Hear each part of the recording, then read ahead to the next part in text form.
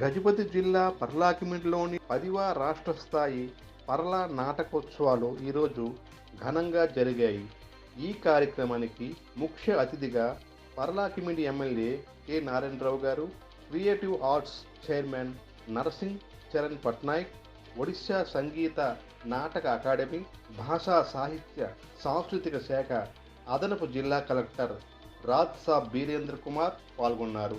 ముఖ్య అతిథిగా పురపాలక సంఘం చైర్మన్ నిర్మలా శెట్టి, జిల్లా సాంస్కృతిక అధికారిని శ్రీమతి అర్చన మంగరాజ్, సంస్థ ఎడిటర్ ఆడమ్స్ దాస్ ముఖ్య అతిథిగా హాజరై నేటి కార్యక్రమం గురించి, సృజనాత్మక కళల పట్ల తమ అభిరుచిని గురించి తమదైన శైలిలో ప్రసంగించారు.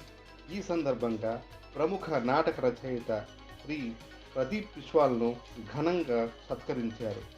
రాష్ట్ర స్థాయిలో తొలి రోజు క్రియేటివ్ ఆర్ట్స్ వారు భవర్ ఠాకూర్ ప్రదర్శించిన నాటకం ప్రేక్షకులను ఉర్రూతలొగించింది.